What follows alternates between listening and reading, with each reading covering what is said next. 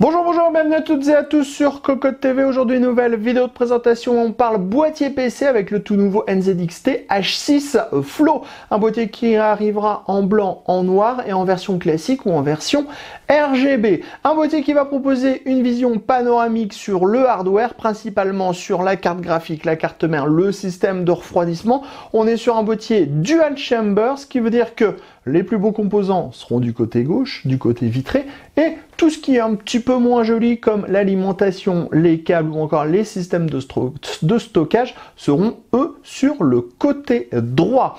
Vous allez le voir également, on a une installation un petit peu particulière des ventilateurs de 120 mm à l'avant, puisqu'ils sont de biais dans une partie airflow très aérée pour que le flux d'air soit redirigé vers les composants principaux de la machine. Au niveau du tarif, on sera à 144,90 € pour cette version RGB.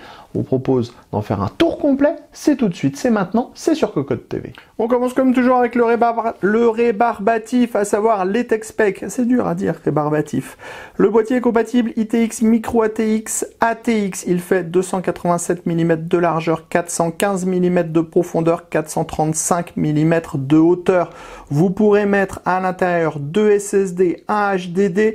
On a 7 slots d'extension. On pourra mettre un ventirad CPU de 163 mm de hauteur, une alim de 200 mm, une carte graphique de 365 mm et un radiateur de water cooling en 280-360 mm dans la partie haute. Au niveau du boîtier en lui-même, on est sur un boîtier qui va vous proposer une vision à 180 degrés sur le hardware, mais avec une petite différence notable, c'est la position des ventilateurs de 120 mm à l'avant qui vont être montés de biais pour pouvoir envoyer de l'air frais sur les composants. On est sur du NZXT, c'est très bien fini. Tous les blancs sont de la même couleur. On a ici une petite partie en acier gris clair qui vient juste trancher tout ce qu'il faut pour que ça soit hyper joli, hyper classe. La visserie est noire. On a des pourtours qui sont peints. Par contre, pas de biseau entre les deux parties. Sur la partie avant, on va trouver, outre les ventilateurs, mais on va y revenir, on va avoir le panneau de contrôle avec l'entrée-sortie audio, l'USB type C, deux USB 3.2, le Power On qui s'illumine en blanc. Ensuite, au-dessus, on retrouve un petit panneau en verre trempé. Sur le côté gauche, on retrouve un second panneau en verre trempé. Le système d'ouverture est hyper simple. On a une vis ici, on tire, ça se défait et ça ne tombe pas, ce qui est plutôt une bonne chose. Pour remettre en place, on clipse et on sécurise avec une petite vis à main. On passe tout de suite sur le côté droit pour que vous puissiez découvrir ces fameux ventilateurs qui sont de biais. Quand on est de face, ça se voit directement. On a les ventilateurs comme ça qui vont souffler l'air de travers, donc directement sur les composants. Habituellement, sur un boîtier de type aquarium, on a les ventilateurs qui sont là, qui poussent plutôt l'air en face, donc c'est un peu moins efficient. Ici, on a cette grille en mèche, on a du mèche sur la partie supérieure, on a du mèche sur le côté droit. Je vous montre tout de suite le côté droit. Donc clairement, on est sur du boîtier qui est orienté airflow. Attention, par contre, c'est pas filtré. On a des trous qui font un petit peu moins de 2 mm, donc ça ne va pas du tout embêter le flux d'air. Sur la partie où on a les ventilateurs, on a un petit marquage NZXT dans la partie basse et je vous le montre. Pour tout défaire, en fait, tout est déclipsable dans le boîtier. On en reparlera tout à l'heure. Donc comme ça permet de découvrir facilement les ventilateurs et ça se remet très facilement en place. Sur le côté droit, gros mèche également, ce qui va permettre d'avoir pas mal de flux d'air à tous les niveaux. On passe maintenant sur le dessus. Sur le dessus, on a le top qui est intégralement en acier avec le même mèche que celui qu'on retrouve à l'avant et à l'arrière. Ça se démonte, bien sûr, on va y revenir plus tard, ça se déclipse. Et en dessous, on a une grille en 2 x 140 mm ou 3 x 120 mm. On continue sur la partie arrière. Donc, pour la seconde porte, c'est pareil, même principe, une vis à main pour sécuriser, on tire. Ça ne tombe pas, ça reste en place et ça permet d'avoir un accès rapide et facile à l'intérieur du boîtier. Pour remettre en place, on clipse, on remet la vis. C'est fini, c'est pratique. Ici, on va avoir la petite languette qui va permettre de soulever facilement la partie haute du boîtier. Voilà, vous venez de le voir. On vous reparlera tout à l'heure de ce qu'on trouve sur le dessus. Ensuite, ici, grille d'extraction pour le water cooling, ensuite l'emplacement avec la grille en 120 mm et le réglage de la hauteur sur 3 cm, l'emplacement de la plaque qui est au shield de la carte mère, et enfin ici les 7 slots d'extension avec des caches ajourées non soudées. On est sur donc un boîtier de type compartimenté, carte mère, carte graphique sur le côté droit, alimentation, stockage sur le côté gauche. On va juste voir ici le système pour pouvoir maintenir l'alimentation en ATX 200 mm maximum. Et ici, on a les points d'ancrage pour la petite cage HDD qui est installée à l'intérieur. Les amis, avant de découvrir le reste de notre vidéo, on vous propose un petit peu de réclame pour GVG Mall, notre partenaire pour les clés Windows, un partenaire qui nous soutient depuis plus de 2 ans et on utilise très régulièrement les clés Windows pour nos machines. On utilise aussi les clés Office. Alors, comment ça fonctionne? On vous montre rapidement. Vous allez sur le site GVG Mall. Ici, vous tapez Windows 10. On prend l'exemple de Windows 10. Ensuite, hop, petite vidéo ici qui va vous expliquer comment ça fonctionne. Vous allez faire acheter maintenant sur cette fenêtre où vous allez avoir la licence Windows 10. Vous n'oubliez pas de mettre le code promo CVIP qui vous permet d'avoir la ristourne de Cocoteland sur votre clé Windows. Ensuite, vous allez soumettre la commande. Vous allez arriver sur la page de paiement. Sur la page de paiement, vous pouvez le voir, vous avez tous les moyens de paiement qui sont disponibles, que ce soit par de la carte bleue, par PayPal, par tout ce que vous voulez. Vous allez faire payer maintenant. Ensuite, une fois que vous aurez payé votre licence, vous allez avoir à l'intérieur de votre panier votre clé Windows qui va apparaître. Et là, il suffit juste de copier votre clé Windows et de la mettre sur votre produit Windows 10 pour pouvoir tout simplement activer votre Windows et utiliser pleinement votre licence Windows 10. Donc, vous avez vu, 40 secondes à peu près et le tour est joué pour avoir une licence officielle pour votre PC. On termine sous le boîtier. On a des pieds en plastique qui reprennent bien les mêmes formes que le boîtier. On va avoir un blanc qui est le même et on a des gros patins en caoutchouc. Ici, on va trouver une grille avec le même mèche qui est présent sur le côté, sur le dessus, sur l'avant, qui est compatible 2 fois 140 mm. On va avoir des patins en caoutchouc pour le montage des ventilateurs. On passe maintenant à l'intérieur de notre petit boîtier NZXT. Comme on vous le disait en introduction, on est sur une compatibilité ITX et micro ATX. On va avoir un plateau de carte mère au centre qui va être surélevé par rapport au reste, donc ça va mettre en avant la carte mère, ça va être très sympa. Dans la partie haute, on a un grand passage, on a un grand accès backplate et on a un petit passage dans la partie basse pour les petits câbles additionnels.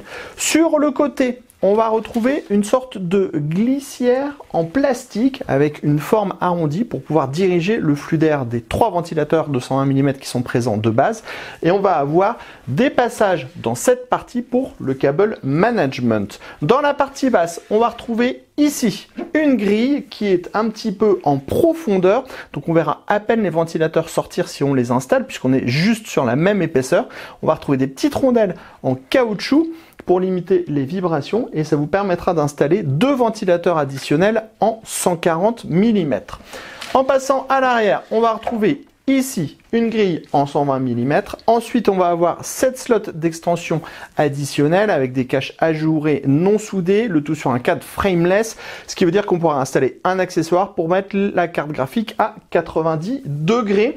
Il faudra passer par un accessoire additionnel. Dans la partie haute, maintenant, on va retrouver une grille qui est presque totalement extrudée sur le 120 mm. Donc ça, c'est plutôt une bonne chose. Je suis en train d'embarquer la petite guirlande électrique en même temps. Donc la grille compatible 3 fois 120 mm ou 2 fois 140 mm pour le water cooling, 360 mm ou 280 mm à maximum. Pendant qu'on est à l'intérieur, sachez que bien sûr cette partie se démonte très facilement. Il suffit de tirer comme ceci et ça permettra d'avoir un accès complet à la grille. On pourra également démonter la partie avant du boîtier. On va retrouver une petite vis ici, une petite vis là. On retire les vis et on peut faire coulisser facilement et rapidement en fait la partie avant. Et on pourra également démonter la partie où il y a les ventilateurs, tout simplement en tirant la grille. Et on va retrouver nos 3 ventilateurs de 120 mm ARGB derrière, sur une grille qui, vous le voyez, est elle aussi totalement extrudée. On en profite pour passer derrière le plateau de la carte mère, toujours avec la vision sur nos 3 ventilateurs de 120 mm. Ici, on va retrouver la partie en plastique qui intègre en fait des dispositifs avec des scratchs. Ça va permettre d'organiser tous les câbles. On retrouve également des scratchs dans la partie haute, ce qui va permettre de mettre les câbles sur la partie supérieure et pas devant le passage, donc ça va faire disparaître les câbles. Ici, on va retrouver le support de l'alimentation en ATX et ici, on va avoir la cage HDD SSD. Donc, elle est amovible, il suffit de la remonter comme ça pour la démonter. On va retrouver 2 emplacements en 2,5 pouces pour les SSD. Il suffira juste de les glisser par là et on aura les ports là. 8 petites vis au total. Et ici, on pourra mettre un disque dur additionnel en 3,5 pouces. Si vous n'avez pas besoin de la cage, vous ne serez pas obligé de la remettre, ce qui vous laissera pas mal d'espace dans la partie basse pour organiser les câbles. Place maintenant à notre H6 Flow RGB avec la configuration montée à l'intérieur de ce dernier. Comme vous pouvez le voir, c'est ultra propre. On retrouve, comme dans tous les boîtiers aquarium, cette carte mère qui va être en fait comme suspendue sur un plateau spécifique qui va la faire ressortir du reste du boîtier. Donc on a bien en évidence le système de refroidissement, la carte graphique. On aurait apprécié avoir un petit système à 90 degrés de base dans le boîtier, ça aurait été encore plus sympa. Et tout ça est renforcé par ce plateau dans la partie basse qui est assez slick, avec cette partie en gris clair qui est très jolie. Et on a vraiment la fin du plateau de la carte mère qui tombe vers les ventilateurs avec ce cache en plastique qui va permettre de guider le flux d'air vers les composants du boîtier. Bref, le résultat est vraiment très joli, et cela que ce soit devant ou derrière. En effet, on va retrouver un très bon système de cable management avec des scratchs dans la partie haute qui vont permettre de dissimuler les câbles en plus au-dessus du passage, donc ça va presque les faire disparaître. Et on va voir ici ce grand espace avec 3 gros énormes scratchs qui vont permettre en fait de regrouper absolument tous les câbles sur le côté gauche. Vous voyez, on a assez peu de câbles qui traînent en fait dans la partie basse.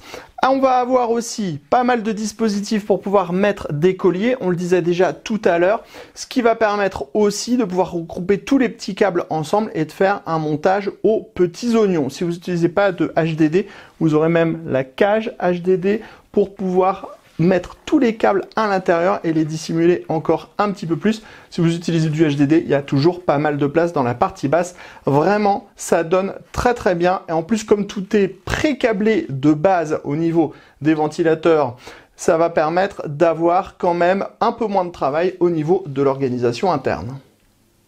On est maintenant devant le H6 Flow RGB allumé. Clairement, c'est très joli. La forme est ultra différente, mais on a toujours ce gros côté aquarium qu'on adore. Et avec cette forme un petit peu différente, clairement, ça claque plutôt pas mal. D'autant plus que le boîtier propose vraiment des finitions qui sont ultra chouettes. Au niveau du RGB, on a les 3 ventilateurs avant qui vont diffuser la lumière. Donc, à travers la grille, mais ça sera assez peu visible en fait. En fait, ça va dépendre de comment vous avez orienté votre boîtier. Par contre, on voit que ça éclaire très bien l'intérieur du boîtier et ça, c'est plutôt sympa. Attention par contre, pour la gestion du RGB, on a un connecteur 4 pins, donc il faudra avoir un contrôleur. Il n'y a pas de contrôleur intégré avec le boîtier. Vous pourrez donc passer par un boîtier additionnel ou alors par votre carte mère, ça marchera très très bien. Ensuite, on va vous parler un petit peu du niveau sonore des 3 ventilateurs qu'on a à l'intérieur du boîtier. Ils sont ultra silencieux, même pas ultra silencieux, ils sont inaudibles en 5 volts. Ça va créer un très léger flux d'air, donc plutôt pour les configurations milieu de gamme.